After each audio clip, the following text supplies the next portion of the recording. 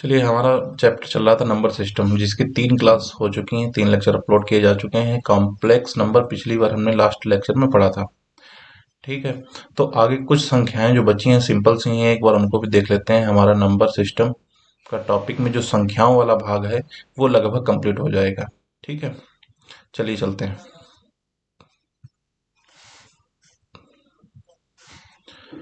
अगली संख्या है अभाज्य संख्या।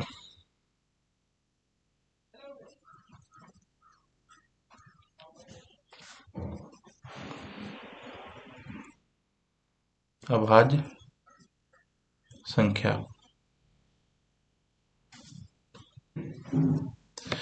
ठीक। तो अभाज्य संख्या को हम लोग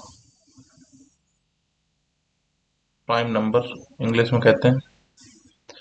इनका मतलब क्या होता है, ये कौन सी संख्याएं होती हैं वो देखते हैं।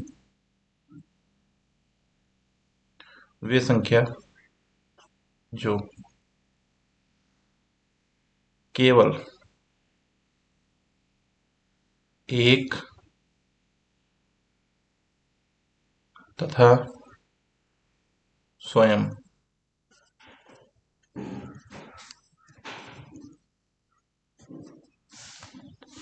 स्वयं से कट जाए तो ऐसी संख्या कौन सी हो जाएंगी? अभाज्य संख्या हो जाएंगी।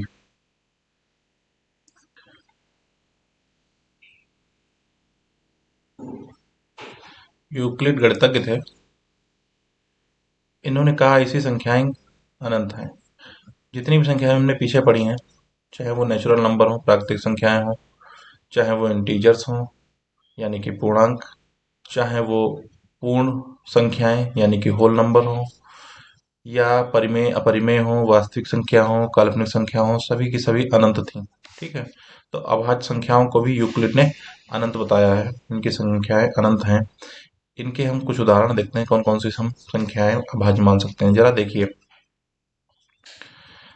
हम लिख रहे हैं संख्याएं 1, 2, 3, 4, 5, 6, बहुत सी ऐसी संख्याएं। एक के जरा फैक्टर आप करें।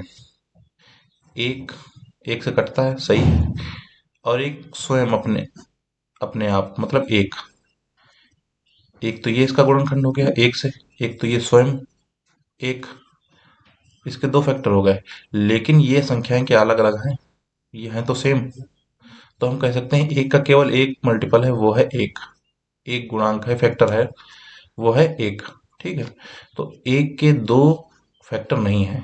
अभाज्य संख्याओं में फैक्टर जो होते हैं वो दो होते हैं। पहला कौन सा? पहला तो एक हो गया, और दूसरी वह संख्या स्वयं। तो यही वजह है कि एक को अभाज्य संख्या नहीं माना जाता है। फिर अगली संख्या चलते हैं हम, दो। दो को देखो, एक से अगर काटने चलोगे तो एक से कट जाएगा। अगर दो को स्वयं दो से भी काटोगे तब भी दो कट जाएगा। तो दो कैसी हो गई? ये एक अभाज्य संख्या है।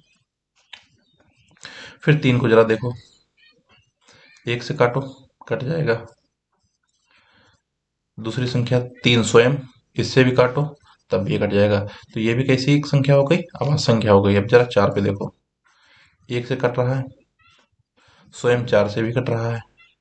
लेकिन ये एक संख्या जो दो, इससे भी कट गया। अब इसके फैक्टर कितने हो गए? अब इसके तीन फैक्टर हो गए। एक तो एक है, दूसरा वह संख्या स्वयं है, और तीसरी एक कोई भी संख्या हो सकती है, जो कि दो तीन चार पांच कुछ भी हो सकती थी। यहाँ पर दो है चार के लिए। ठीक। तो जब भी दो से ज्यादा फैक्टर हो जाए तो वो संख्या अभाज्य नहीं होगी। और वो दो फैक्टर कौन कौन से होंगे? एक तो वो एक होगी, और एक वो संख्या स्वयं होगी। ठीक है। तो चार एक अभाज्य संख्या नहीं है, तीन एक अभाज्य संख्या है, दो एक अभाज्य संख्या है। इस तरीके से पांच को देखो, पांच एक से कटता है और पांच से कटता है। इसके अलावा कोई संख्या नहीं है, कोई पूर्णांक नहीं है जो कि इसको काट सके। तो इसका कोई फैक्टर नहीं है इन दो के अलावा। तो ये भी कैसी हो गई? एक अभाज्य संख्या हो गई। छह को देखो, एक से कट जाएगा, दो से भी कट जाएगा, तीन से भी कट जाएगा, छह से भी कट जाएगा। इन सभी संख्याओं से छह कट जाएगा। तो इसके चार फैक्टर हो गए। इसके चार फैक्टर हो गए, जिसमें एक और छह वाला कंडीशन तो इस पे लागू है, लेकिन दो और तीन से भी कट रहा है।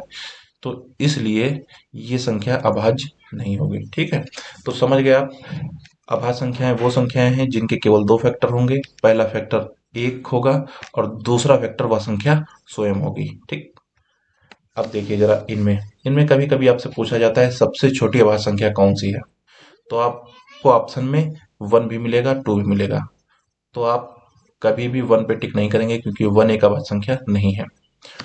तो उत्तर कौन सा हो जाएगा सबसे छोटी अभाज्य संख्या?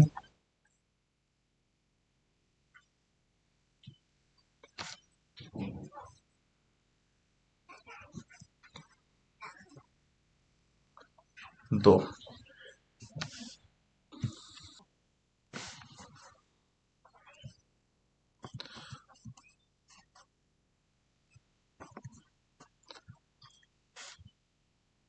सबसे छोटी समअभाज्य संख्या आपसे अगर पूछा जाए तो आपका उत्तर होगा 2। आपने देखा था पीछे जो अभाज्य संख्याएं बताई गई थी, 2, 3, 5, 7 इस तरीके से थी। उनमें सबसे छोटी जो संख्या थी वो 2 थी। सबसे छोटी सम संख्या जो अभाज्य थी वो भी 2 थी।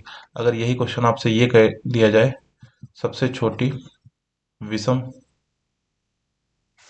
अभाज्य बताओ, तो आपका उत्तर 3 हो जाएगा। आप जानते हैं ना, ये देखा था 3 से जितनी भी आगे की संख्याएं हैं वो सब बड़ी हैं, विषम है, लेकिन 3 ही सबसे छोटी विषम अभाज्य संख्या है। ठीक। तो अभाज्य संख्याओं का जो छोटा सा टॉपिक था वो हो गया है।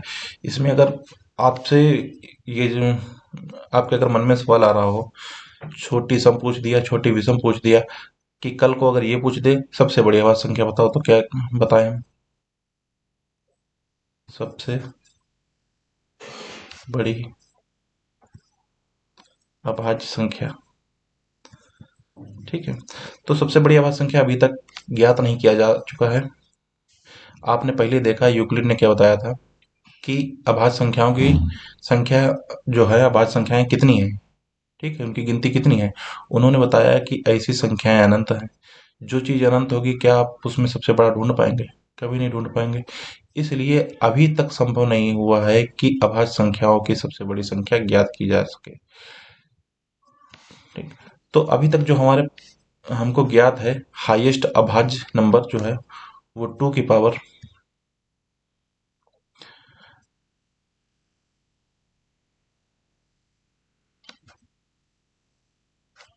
-1, ये अभी तक की ज्ञात सबसे बड़ी अभाज्य संख्या है।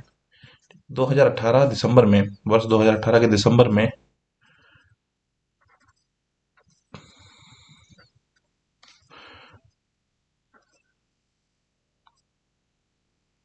पैट्रिक क्लारोस ने इस संख्या को खोजा था। इससे पहले की 10 साल पहले भी 2008 के वक्त में इन्होंने ही इससे पहले वाली जो अभाज्य संख्या सबसे हाईएस्ट थी वो भी इन्होंने ही खोजी थी। आपको बता दें कि अभाज्य संख्याएं खोजने पर करीब $10,000 अलग अलग इनाम मिलते हैं। तो उसमें $10,000 से लेकर इससे आगे तक के $10,000 से लेकर आगे तक के अवार्ड आपको मिल सकते हैं। अगर आप सबसे बड़ी आवाज संख्या खोज दें तो आप भी इस पुरस्कार के हकदार हो सकते हैं। ठीक है। तो तो इसका उपयोग क्या होता है जरा देखिए। अगर आपको ये पता हो जैसे 3 है एक आवाज संख्या है, 5 एक आवाज संख्या है, अब 3 और 5 की आप गुणा करेंगे तो 15 बनेगा। तो इसके केवल दो फैक्टर हैं, 3 और 5। ठीक। होता यह है कि जब अभाज्य संख्याओं की गुणा कर दी जाती है तब जो नंबर मिलता है उसके केवल दो ही फैक्टर होते हैं, और इन अंकों को यूज करके बड़े बड़े पासवर्ड बनाए जाते हैं। सुपर कंप्यूटर्स में जब डेटा रखा जाता है तो उन पासवर्ड को रखने के लिए इन अभाज्य संख्याओं की जरूरत पड़ती है। तो जितना बड़ा हाईएस्ट नंबर हमारे पास ज्ञात होगा उसका पासवर्ड बनाने में हमें उतनी ज्यादा सहूलियत होगी, उस पासवर्ड को क्रैक करने में।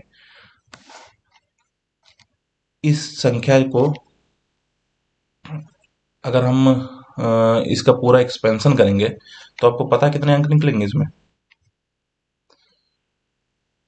2.48 करोड़, इतने अंक निकलेंगे। अब बताइए, इतने अंकों वाली एक संख्या और लगभग इतने ही अंकों वाली एक और संख्या, दोनों की गुणा कर दी जाए तो जो अंक बनेंगे, क्या आप उसको क्रैक कर पाएंगे? वो पासवर्ड कभी आप तोड़ ही नहीं पाएंगे। बड़े बड़े सुपर कंप्यूटर्स को भी तोड़ना मुश्किल पड़ेगा उस पासवर्ड को। तो जितना महत्वपूर्ण डेटा होता है उसे सेफ रखने के लिए उतना ही महत्वपूर्ण पासवर्ड चाहिए होता है, और उन पासवर्ड के लिए हमें अभाज्य संख्याओं की जरूरत पड़ती है। ठीक, इसलिए जो व्यक्ति सबसे बड़ी अभाज्य संख्या खोज कर दे दे, उसे उतने बड़े बड़े अवार्ड मिलेंगे। ठीक, तो अभाज्य संख्याओं का टॉपिक हो गया, आगे चलते हैं। अभाज्य संख्याओं के बाद आएगा अगला टॉपिक हमारा भाज्य संख्याओं का।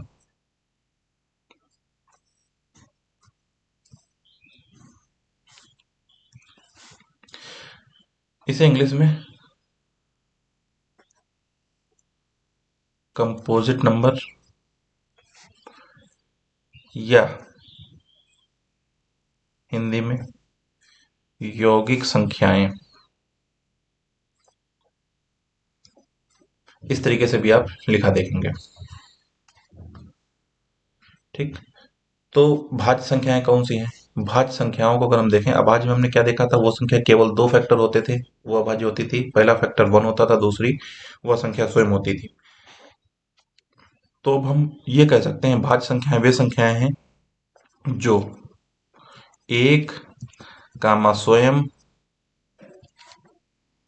तथा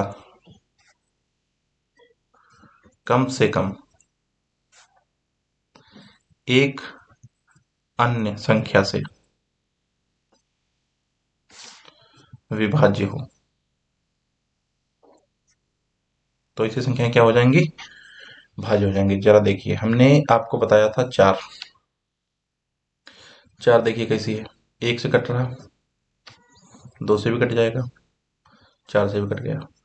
तो एक स्वयं तथा एक अन्य संख्या, तो कम से कम एक अन्य संख्या हो। ठीक, ऐसे छह देखिए जरा, एक से, दो से, तीन से, छह से, एक से भी कटी, छह से मतलब स्वयं से भी कट गए, और कम से कम एक अन्य संख्या, दो भी है, तीन भी है।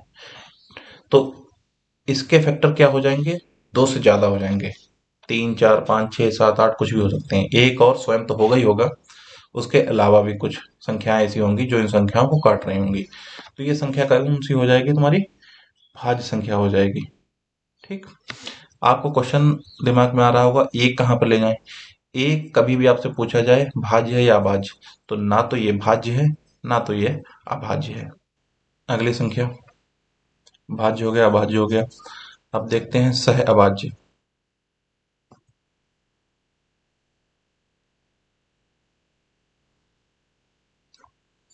इंग्लिश में को प्राइम नंबर।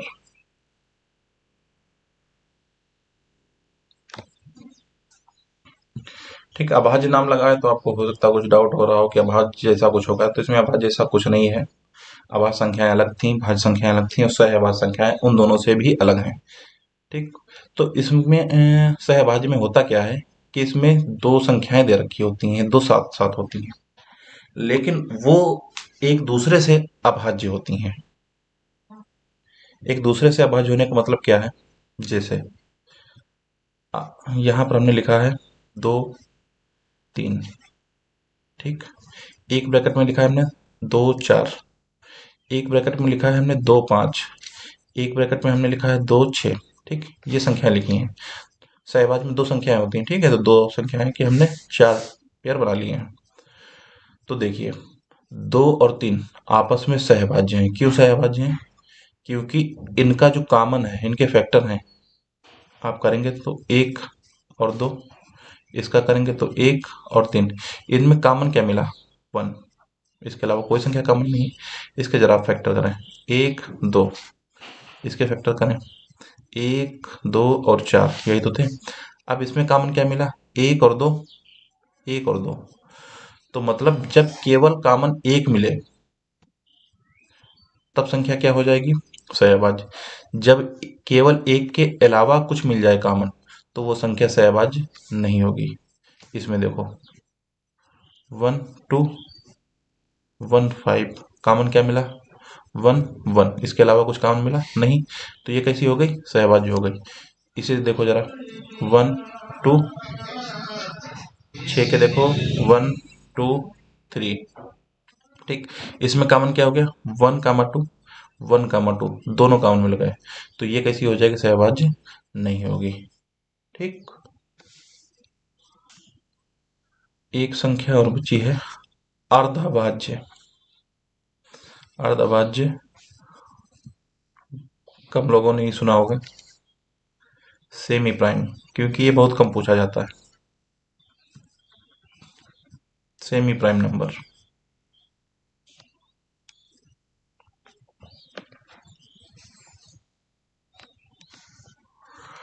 अर्धभाज्य संख्याएं वो होती हैं जब दो अभाज्य संख्याओं की गुणा करने पर कोई संख्या प्राप्त हो। जैसे कि 3, 5, ये दो अभाज्य संख्याएं हैं, इनकी आप गुणा कर दें तो क्या मिला, 15। 15 कैसी हो जाएगी, सेमी प्राइम नंबर हो जाएगी। ठीक। तो ऐसी संख्याओं के जो फैक्टर होते हैं, केवल दो अभाज्य संख्याएं होती हैं।